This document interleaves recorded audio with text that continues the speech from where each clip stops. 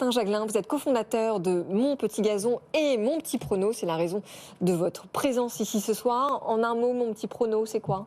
Un jeu de prédiction gratuit entre amis, en famille, en collègues. On prédit les scores de tous les matchs de la Coupe du Monde. Et si on a bon, on a des points. Il n'y a rien à gagner si ce n'est la fierté d'être le meilleur dans sa famille, dans son bureau ou en France. Alors évidemment, la première question qu'on a envie de vous poser, enfin j'imagine surtout Guillaume, le pronostic pour ce soir ? Celui qui domine. En fait, à chaque fois qu'on est supporter des Bleus, il y a est-ce que c'est la raison ou est-ce que c'est le cœur qui parle, quoi. Donc moi, c'est le cœur. Donc j'ai mis 3 butins pour la France.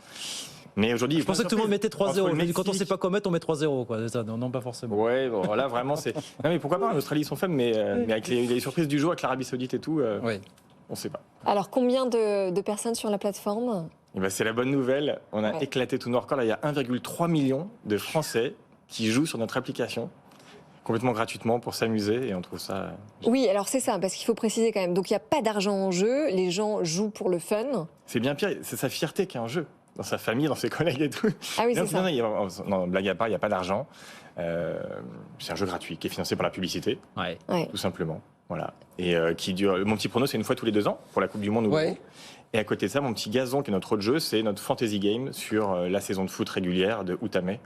Et donc là, Société que vous avez créée en 2011, c'est ça, un succès qui ne s'est jamais démenti. Et le principe, c'est on choisit des joueurs et s'il joue bien dans la vraie vie, on va gagner contre son copain. Donc c'est pareil, sauf qu'il n'y a pas d'argent en jeu toujours.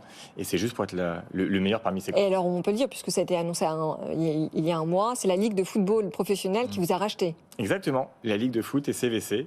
Avec une histoire assez rigolote, puisque la Ligue, elle vous avait attaqué il y a quelques années sur des sujets de licence, une histoire qui a mal commencé, qui s'est plutôt très bien terminée. Oui, exactement. C'était notre présidence. C'était l'époque Thiriez, ensuite il y a eu l'époque deux autres présidents qui sont succédés, dont Vincent Labrune, qui finalement a activé le rachat. Et l'idée de ce rachat, justement, c'est quoi ? C'est d'aller conquérir de nouveaux publics, c'est ça pour la Ligue ? C'est quoi l'objectif fondamental ? Oui, alors CVC a mis un gros paquet, 1,5 milliard dans le foot français, dans la Ligue de foot, pour vraiment accélérer et être dans les meilleures compétitions européennes et mondiales de foot.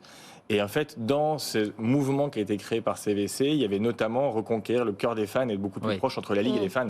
Et nous, on a l'une des plus grosses bases de fans de foot en France.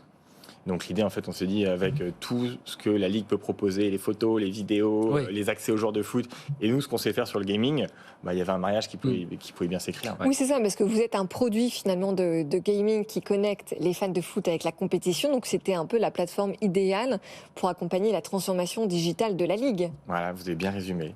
On est là-dedans, on est dans la transfo digitale, on est dans l'accélération. Après, nous, on est une équipe vraiment technique. On fait des blagues sur les réseaux, donc les gens pensent qu'il n'y a que des community managers chez nous. Mais non, on est vraiment des techos. On est 18 et c'est des fronts, des bagues, tous les métiers de la start-up.